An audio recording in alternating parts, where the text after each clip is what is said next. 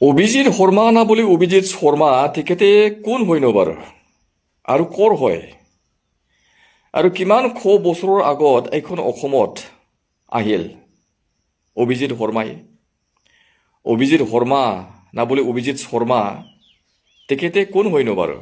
কিমান শ বছৰৰ আগত এইখন অসমত আহিল তেখেতে প্ৰশ্ন কৰিব বিচাৰিছোঁ এনচাৰ পাবৰ কাৰণে তেখেতক সুধিলোঁ কিমান বছৰৰ আগত আপুনি এইখন অসমত আহিল হা যেতিয়া আপুনি আহিছিলে এইখন অসমত হা মানুহে মানুহ আছিলে ইয়াতে আৰু যেতিয়া আমাৰ বিশ্বজিৎ দৈমাৰী ডাঙৰীয়া দেৱে এইখন অসমত আহিছিল ৫,০০০ বছৰ আগত তেতিয়া এইখন অসমত এজনো মানুহ নাছিল ইয়াতে জংগলে জংগল আৰু বহুত মানে এনিমেলছ আছিলে ইয়াতে যেতিয়া মানে বিশ্বজিৎ দৈমাৰী ডাঙৰীয়া দেৱে এইখন অসমত আহিছিল আপুনি জানেনে না নাজানে আপুনি এইখন অসম আজি ট্ৰাইবেলবিলাকৰ কাৰণে জীয়াই আছে ট্ৰাইবেলবিলাকেহে এইখন অসমক আজি বচাই আছে নহ'লে আগৰ পৰাই বাংলাদেশীসকলে এইখন অসম ধ্বংস কৰিলে হয় এইখন অসমক চলালে হয় জানে ট্ৰাইবেলবিলাকৰ কাৰণে এইখন অসম আজি বাচি আছে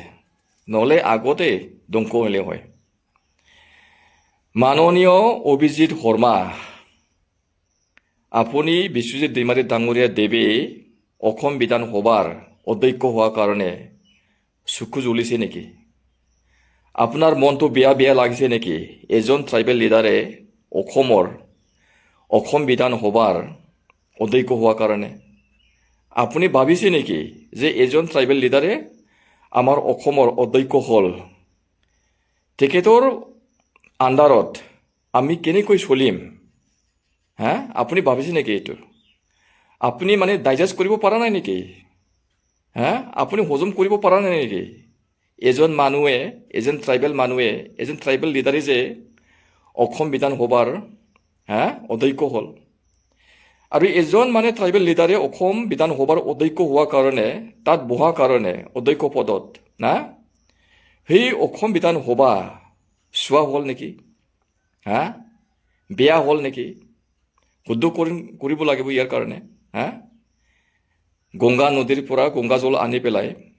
গাখীৰ আনি পেলাই কামাখ্যা মন্দিৰৰ পৰা এজন পুৰোহিত আনি পেলাই তুলসী পাত দি এই অসম বিধানসভাখন শুদ্ধকৰণ কৰিব লাগিব বুলি আপুনি যে ক'লে কিহৰ কাৰণে ক'লে মানে এজন ট্ৰাইবেল লিডাৰে অধ্যক্ষ হোৱাৰ কাৰণে অসম বিধানসভাত চোৱা লাগিল নহয় জানো আপুনিহে বহিব লাগিছিলে আপুনি এতিয়া কোনটো পদত আছে অসম চৰকাৰৰ এজন MLA না এজন MP না এজন মানে চিফ মিনিষ্টাৰ না এজন মন্ত্ৰী না কোন হয় ন বাৰু কোনটো পদত আপুনি আছে অসম চৰকাৰৰ হা আৰু APW কি বস্তু এইটো আজিহে মই প্ৰথমবাৰৰ কাৰণে শুনিব পালোঁ APW কি বস্তু এইটো হা এটা মানে মৰা গৰু না বোলে এটা মানে মৰা গাহৰি না বোলে এটা মানে মৰা সাপ না বোলে এটা মানে মৰা বিকুলি নেকি এইটো APW কি কাম কৰে অসমৰ কাৰণে অসমবাসীৰ কাৰণে এই APW কি কাম কৰিলে আৰু আপুনি কি কাম কৰিলে অসমবাসীৰ কাৰণে আপুনি যে সদায় বেগ যে কৈ থাকে মাতি আহিছে ট্ৰাইবেলবিলাকৰ বিৰুদ্ধে বড়োবিলাকৰ বিৰুদ্ধে আপুনি যে ইমান ঘিণ কৰে বড়োবিলাকক আপুনি যে ইমান ঘিণ কৰে বড়োবিলাকক আপুনি যে ইমান ঘিণ কৰে ট্ৰাইবেলবিলাকক ট্ৰাইবেলবিলাকে বড়োবিলাকে আপোনাৰ বিৰুদ্ধে কি কাম কৰিলে আপোনাৰ কি ক্ষতি কৰিলে মানে ট্ৰাইবেলবিলাকে আপুনি যে সদায় মাজে ভিডিঅ' কৰি ৰিপৰ্টাৰ্ছবিলাকক মাতি পেলাই আপুনি যে ট্ৰাইবেলবিলাকৰ বিৰুদ্ধে বড়োবিলাকৰ বিৰুদ্ধে যে মাতি আছে আগৰ পৰাই ট্ৰাইবেলবিলাকে আপোনাৰ বিৰুদ্ধে কি কাম কৰিলে আপোনাৰ মানে কি ক্ষতি কৰিলে ট্ৰাইবেলবিলাকে এনচাৰ দিয়কচোন আপুনি অসমৰ পলিটিচিয়ানসকলে হাজাৰ কোটি টকা স্কেম কৰিলে কৰাপশ্যন কৰিলে লুণ্ঠন কৰিলে লুটপাট কৰিলে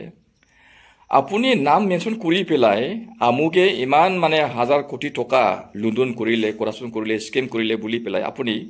নাম মেনশ্যন কৰি কেলে নকয়নো বাৰু? আমুকে ইমান মানে কোটি টকা লুণ্ডন কৰিলে, লুট কৰিলে, স্কেম কৰিলে, কৰাপশ্যন কৰিলে। আপুনি কওকচোন বাৰু, হা? যদি পাৰে আপুনি কওকচোন বাৰু। আৰু অসমৰ পলিটিচিয়ানসকলে ইমান হাজাৰ হাজাৰ কোটি টকা স্কেম কৰাৰ কাৰণে, লুণ্ডন কৰাৰ কাৰণে, লুটপাট কৰাৰ কাৰণে, হা, কৰাপশ্যন কৰাৰ কাৰণে এইখন অসম চোৱা লাগিল, আপুনি কওক না বাৰু। আৰু ইয়াৰ কাৰণে অসমখন শুদ্ধকৰণ কৰিবৰ কাৰণে গংগা জল আনি পেলাই, হা, কামাখ্যা মন্দিৰৰ পৰা এজন পুৰোহিত আনি পেলাই, গাখীৰ আনি পেলাই, তুলসী পাত লৈ পেলাই অসমখন শুদ্ধকৰণ কৰিব লাগিব বুলি পেলাই আপুনি কওক না বাৰু একবাৰ, যদি পাৰে আপুনি কওকচোন বাৰু। আপুনি ক'ব পাৰিব না কেতিয়াবা? এইবোৰ পাল্টু কথা কৈ পেলাই লাভ নাই। আপুনি নিচিনা এজন মানুহৰ কাৰণে আমাৰ ট্ৰাইবেলবিলাকে,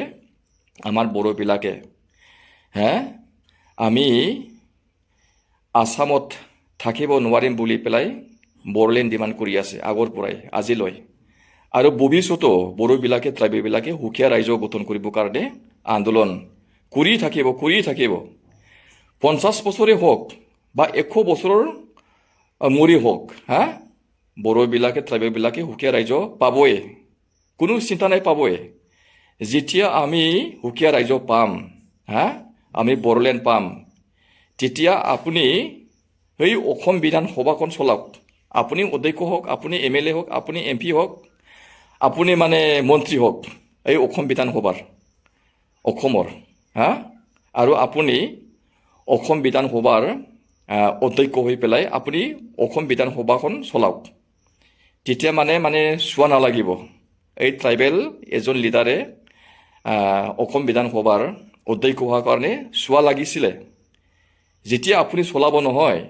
আপুনি যে ট্ৰাইবেল নহয়, ইয়াৰ কাৰণে এই অসম বিধানসভাখন চোৱা নালাগিব। আপুনি চলাওক,